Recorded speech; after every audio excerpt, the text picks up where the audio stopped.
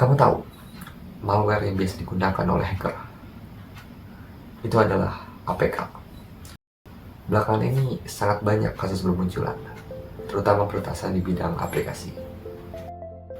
Kali ini kita akan mencoba untuk menganalisis sebuah malware. Kita akan mengetahui apa sebenarnya bahaya yang didapatkan oleh pengguna apabila dia install dan menjalankannya. Video ini juga bersifat beginner friendly, sehingga bagi teman-teman dapat dengan mudah untuk memahaminya. Saya harap dengan ini kita bisa menjadi waspada dan jangan sesekali untuk mencobanya. Sayangi diri kalian dan juga keluarga kalian. Halo guys, apa kabar kalian semua?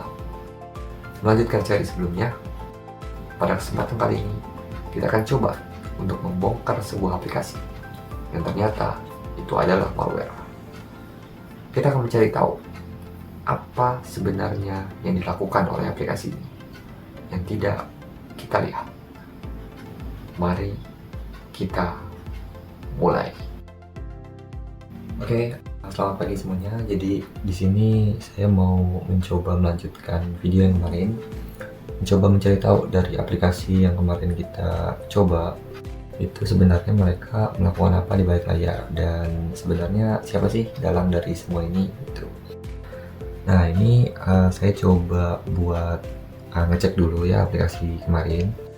Jadi kebetulan saya udah install aplikasinya dan ya saya coba untuk buka di compilernya dulu. Sebelumnya di sini saya pakai ZX2i. Teman-teman bisa download langsung di website. Di sini saya pakai aplikasi ini. Kita bisa buka ya file APK tadi.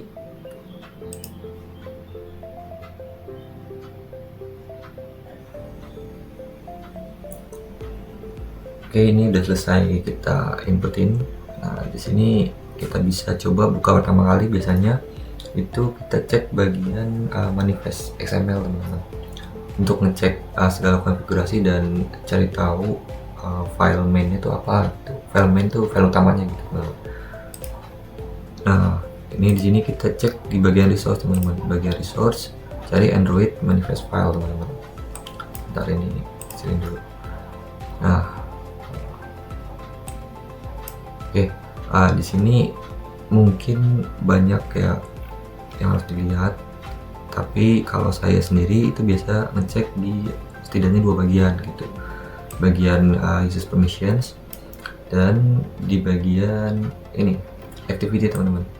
Kalau ada dua activity kita cek keduanya. Ini kebetulan cuma satu. Nah, oke, kita cek dulu bagian user permissions.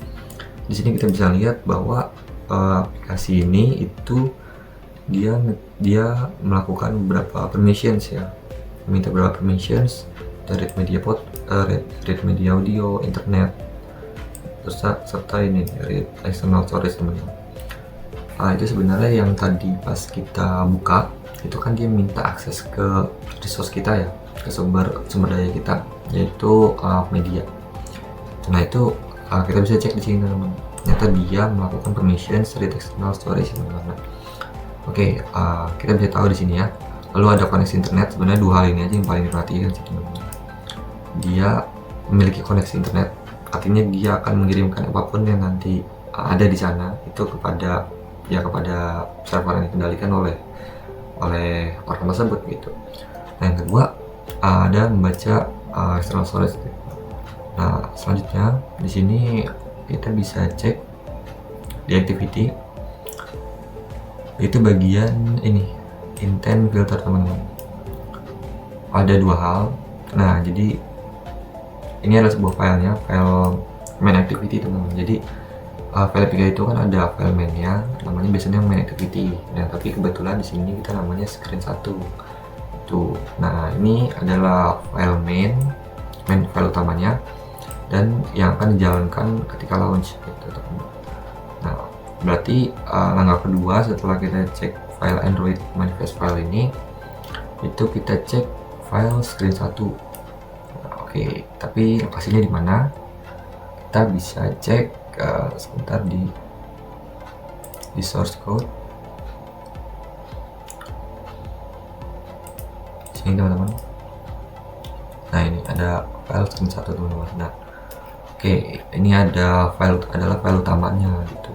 Jadi kita cek apapun yang ada di sana itu pasti ada di sini teman-teman. Meskipun nanti dia kadang mereferensikan juga ke file-file lain, tapi utamanya sini gitu. Oke. Nah, di sini teman-teman bisa kecilin dulu aja ya. Kalau saya biasa kecilin dulu biar nggak pusing gitu. Ini ada class namanya screen 1. Ini class utamanya gitu. Ini biasa deklarasi biasa ya. Mungkin saya kecilin dulu ya biar nggak terlalu pusing gitu.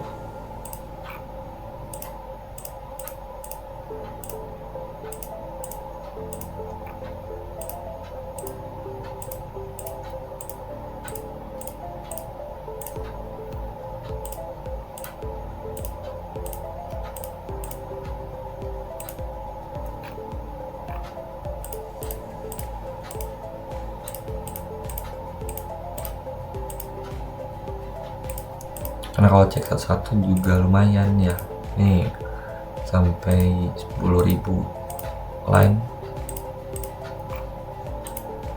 Nah oke, ini udah dikecilin semua. Oke, yang pertama itu biasanya kita cek dulu dari bagian awal teman-teman, bagian mainnya, main function, atau kalau sini main methodenya gitu. Nah di sini ada class utama yaitu screen 1 namanya. Ini deklarasi biasa dan oke. Nah ini kita perhatiin di bagian sini teman-teman, bagian constructor. Ini adalah method constructor. Jadi method constructor itu sekedar mengingatkan bahwa sebuah metode yang akan dijalankan secara langsung ketika dimuat gitu. Jadi biasanya kalau ada di main itu, kalau kita misal di website atau di mana itu ada bagian constructor ya, construct misalnya di PHP gitu. Nah itu adalah function, itu adalah metode yang dijalankan pertama kali ketika kita menjalankan sebuah aplikasi gitu teman-teman. Nah ini adalah konstruktornya.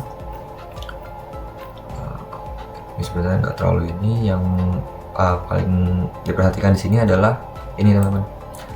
Di sini ada event button open click. Jadi namanya button open, eventnya klik. Nah, di sini kita bisa ngecek untuk eventnya sendiri itu kita bisa ngecek di sebentar.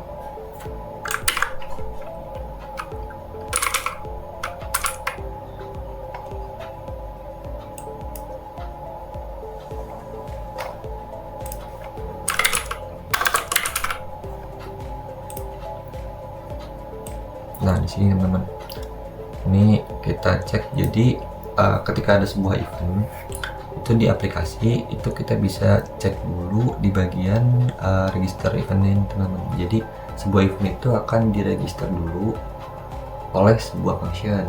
Nah di sini namanya itu adalah event dispatcher teman-teman. Nah dia akan menangani apapun event yang ada di aplikasi ini gitu. Nah untuk eventnya sendiri itu namanya adalah klik untuk button open gitu. Jadi tadi yang kita lihat itu button open $klik gitu. Nah dia akan mendaftarkan dulu eventnya sebelum nanti akan dijalankan pada saat runtime gitu. Runtime itu maksudnya menjalankan gitu teman-teman. Nah oke, selanjutnya sini kita bisa ngecek. Nah pada saat runtime itu sendiri itu aplikasi itu biasanya ada beberapa ya, dalam kasus ini itu dia menggunakan metode namanya apply end teman-teman. Apply end itu ada beberapa metode, ada apply 1, 2, dan 3, ada 0 juga. Itu tergantung dari fungsinya teman-teman. Nah di sini itu kita akan nanti pakai apply 0, apply 0. Nah jadi apply 0 ini fungsinya adalah untuk menangani segala event yang dijalankan pada aplikasi ini yang tidak memerlukan argumen. Dalam hal ini adalah klik. Karena klik ini kan di sini nggak memerlukan argumen apa-apa. Kita sebagai user itu tidak diminta untuk memberikan argumen apapun. Kita hanya klik aja eventnya gitu. Kita bisa coba cek dulu di sini play zero. Nah ini teman-teman, ini sebenarnya tadi pas waktu coba di compile gitu, ini kita pasti nggak akan langsung dapat poin-poinnya di mana-mana dulu gitu, itu nggak akan lagi teman-teman. Pasti kita akan coba-coba dulu, cari-cari tahu dulu di mana sih titiknya gitu.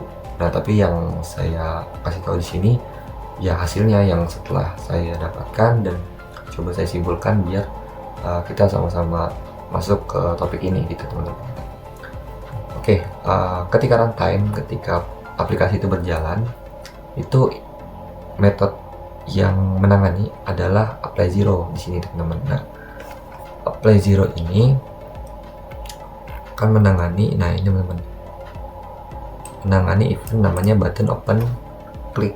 Jadi ketika klik event itu gini, event itu adalah sebuah kejadian, ya bahasa Inggris kejadian maksudnya. Jadi kejadian ketika teman-teman melakukan sesuatu, melakukan sebuah interaksi pada sebuah halaman, sebuah website atau sebuah aplikasi kayak gini teman-teman.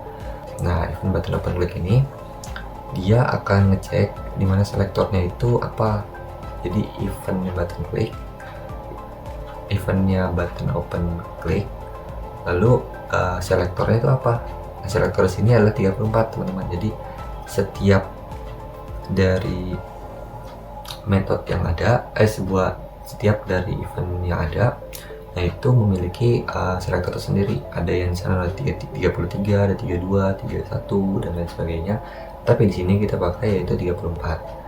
Nah, kalau udah dapat selektor kayak gini, nah dia tinggal menjalankan, dia akan return this $main button open event click gitu. Nah, maksudnya apa? Maksudnya di sini akan menjalankan dari, ini adalah sebuah objek button open click gitu. Jadi menjalankan dari objek yang di dalamnya ada metode button open click yang dalam. Jadi di sini dia akan menjalankan sebuah objek, ya instance dari screen 1 teman-teman. Sebentar.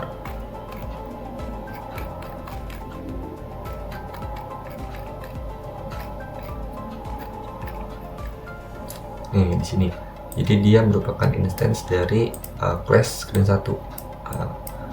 Jadi kita bisa menggunakan itu di sini. Jadi kita bisa menggunakan apapun yang ada di dalam class tadi, yaitu screen 1, untuk menggunakan salah satu metodenya di situ. Oke, button open click itu apa? Dari sini kita bisa coba cek. Oke, di sini ada tampilan pesan loading yang tadi kita klik, dan yap, di sini kita bisa lihat. Nah, kita bisa mendapatkan di sini teman.